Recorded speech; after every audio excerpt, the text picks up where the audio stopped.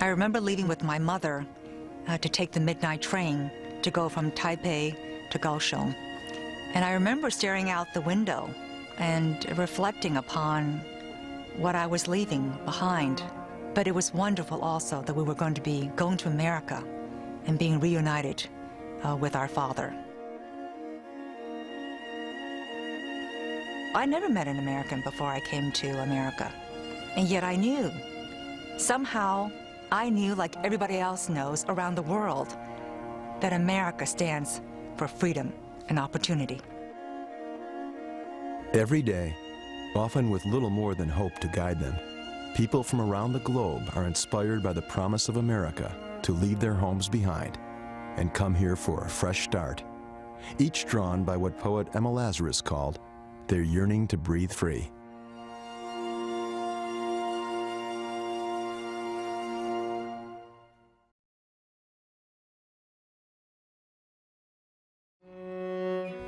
For Elaine Chao's parents, that yearning was born of the bloodshed and terror in China during the first half of the 20th century. My parents were born and they grew up in a country beset by strife, and most Chinese just wanted peace and stability.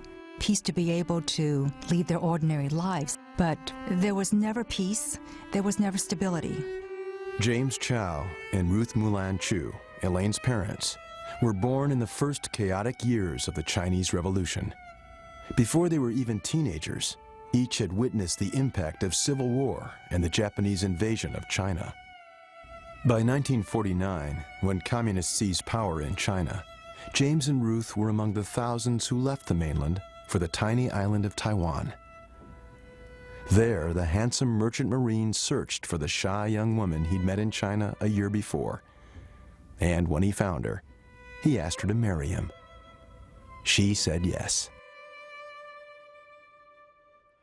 My parents are people of great optimism, and theirs is a wonderful love story. They've always managed to maintain their sense of hope, optimism, and determination for a better life. Their quest for a better life meant that when James earned a sponsorship to study at an American university, he took it, even though it meant a long separation from Ruth and the children. For 3 years, James studied and worked, saving every spare cent for his family's passage. Even then, he couldn't afford airfare, so a cargo ship had to do. Our first home in America was a one-bedroom apartment in Queens, New York, furnished through Salvation Army. We didn't have any money at the time, and so we had to go to free events. So we would go to museums, we went to Central Park, we went to the Botanical Gardens, and my father held 3 jobs and worked long days and nights, still found time and energy to take us on these weekend excursions. These weekend trips were wonderful, so we learned a lot about America. James and Ruth Chao were loving parents with high expectations for their daughter's achievement.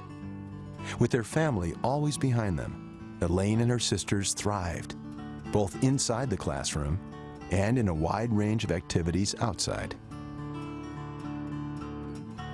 After 4 years at Mount Holyoke and a Harvard MBA, Elaine settled into a career in banking.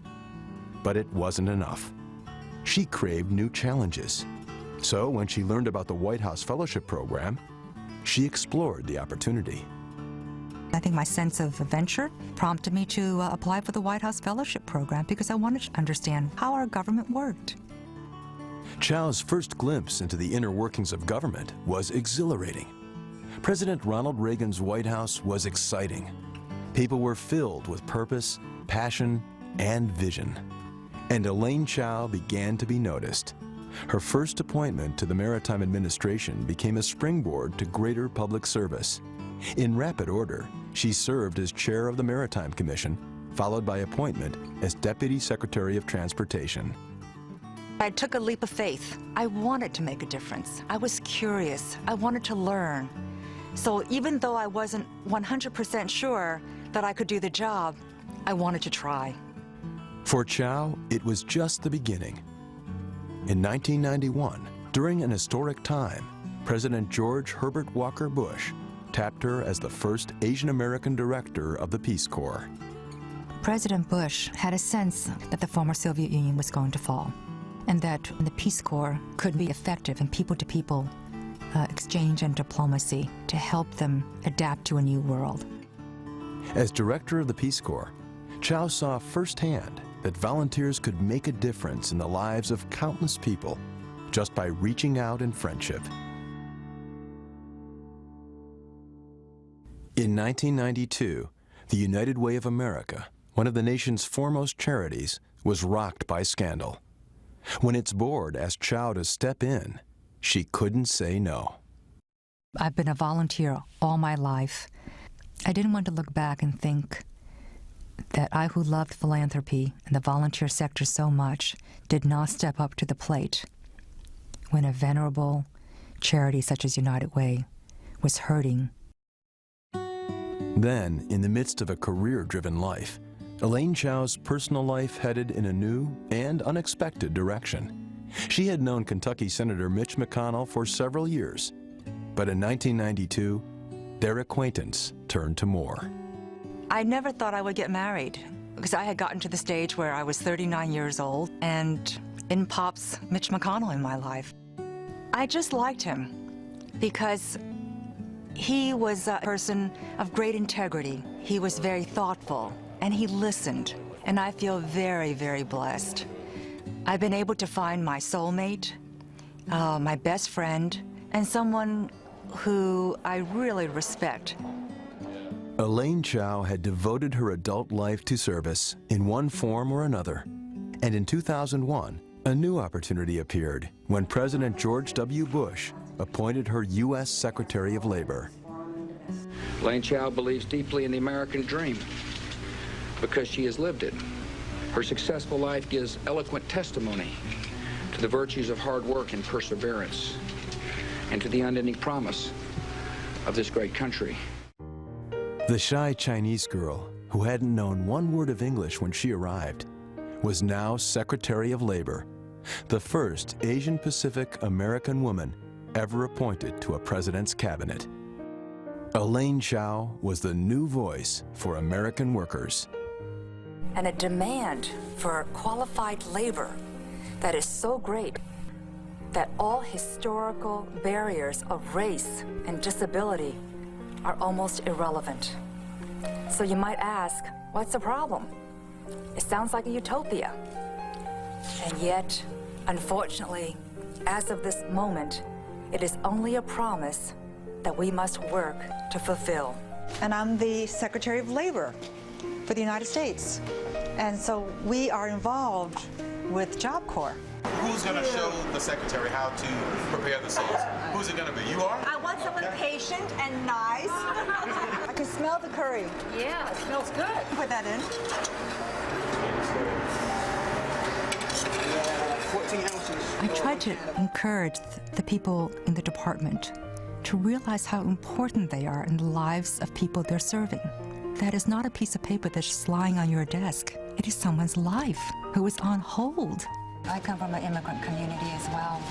And many times, a lot of immigrants, they don't speak English. So I think my experiences as an immigrant has really helped me to become a more effective leader. I will never forget those feelings of being on the outside, being vulnerable, being frightened. So when I was growing up, I had very few role models except for my parents. But that's no deterrent at all to developing a career or career options. It just means that you have to blaze your own trail. You have to find your own way, and sometimes that can be very, very liberating. America, this is a land of second chances. If you make a mistake, you just start over again. In the Skills Source Center, I was able to go back to school. There's nothing but help. When you walk in that door, they help you with everything that you need to have done. I'm so glad to hear that. And I'm so glad that they're here. I think America's strength lies in its freedoms and the opportunities that are available in this country. Anyone, and I mean anyone, who has dreams can excel. Again, if they work hard, if they believe in themselves, and they never give up.